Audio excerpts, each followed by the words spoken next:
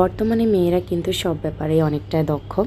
আমার থেকে কিন্তু ভীষণ ভালোই লাগে। একদম বাচ্চা সামলানো বলেন, রান্নাবান্না বলেন, সংসার জীবন বলেন, সব কিছুতেই কিন্তু মেয়েরা অনেকটাই দক্ষ। তো যাই হোক, এখানে হচ্ছে আজকে আমি রান্নাবান্নাটা শুরু করে দিলাম। যে সেহরি রান্নাবান্না, যাই হোক কুমড়াটা একটু নষ্ট হয়ে যাচ্ছিলো, তাই আমি একটু এটাকে ভাজি করে নিচ্ছি। আসলে সেহরিতে এই যে কুমড়ো ভাজি খেতে একদম ভালো লাগে না। আমার কাছে একটু ঝাল ঝাল টাইপের কিছু হলে ভালো লাগে। তো যাই হোক, যেহেতু মিষ্টি কুমড়াটা একটু নষ্ট হয়ে যাচ্ছে, তাই ভাবলাম যে এগুলো একটু ভাজি করে নিই, নষ্ট হয়ে গেলে খারাপ লাগবে। তো যাই হোক, এখানে হচ্ছে আমি মিষ্টি কুমড়াটা ছোলায় বসিয়ে দিয়ে এদিকে আমি হচ্ছে একটু বেসন গুলে নিচ্ছি ইফতার আইটেম করানোর জন্য। তো যাই হোক, এখানে আমি হচ্ছে পরিমাণ মতো বেসন দিয়ে দিয়েছি, আর এতে হচ্ছে সামান্য পরিমাণ হলুদ গুঁড়ো, মরিচ গুঁড়ো, জিরার গুঁড়ো, মশলা গুঁড়ো, লবণ, মানে সব কিছু যা যা লাগে আর কি, সব কিছু দিয়ে আমি হচ্ছে এখানে একটা গোলা তৈরি করে নিয়েছি। আসলে আমরা মেয়েরা হচ্ছে এখন ইফতার আইটেমগুলো খুব ভালো দেখি, সব মেয়েরাই খুব ভালো করতে পারে। আমার কাছেও ভীষণ ভালো লাগে। আর এগুলো হচ্ছে আমি আগে পারতাম না, এখন আমি অনেকটাই পারি আলহামদুলিল্লাহ।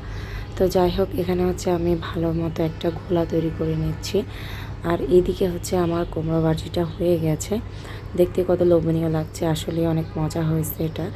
তো যাই হোক, এখানে হচ্ছে আমি চপ বানানোর জন্য আলুগুলোকে মথে নিচ্ছি। আর এখানে হচ্ছে আমি ছোলাটাকে ভাজি করে নেব, মানে ছোলাটা রান্না করে নিব আর কি।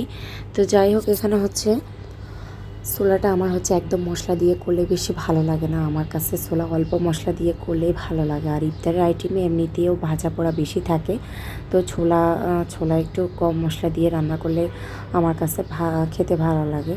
তো যাই হোক, এখানে আমি সব মশলা একসাথে দিয়ে তারপর কিছুক্ষণ নেড়ে 3-4টা আলু হাতে মেখে দিয়ে দিয়েছি।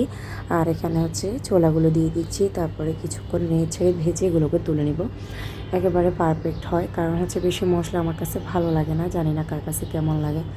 তো যাই হোক, এই যে এই চপগুলোর কথা বলতেছিলাম, কেন জানি ইফতারের এই আইটেমগুলো আমার সাথে শত্রুতা করে। আমি যতই সুন্দর করে বানাতে চাই না কেন, এই যে দেখেন একটার সাথে একটা লেগেই যায়, আমার এরকম হয়, বেশিরভাগ ক্ষেত্রেই এরকম হয়।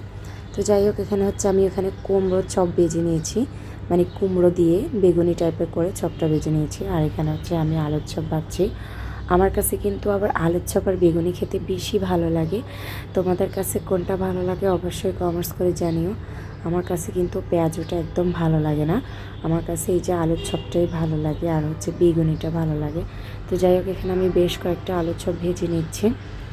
তো আলুর চপটা আমার হয়, কিন্তু আমি যতবারই বেগুনিটা ভাজতে চাই ততবারই হচ্ছে একসাথে লেগে গিয়ে একদম কি একাকার হয়ে যায়। তো যাই হোক, ফাইনালি হচ্ছে আমার এই তো ভাজা হয়ে গেছে, দেখতে কিন্তু দারুণ লাগছে। তো যাই হোক, ইফতারের সময় হয়ে গেছে, এখন আমি হচ্ছে ছোলা মাখাই খেয়ে নিচ্ছি। সবাইকে রমজানের মোবারক। আজ এ পর্যন্তই, আল্লাহ হাফেজ।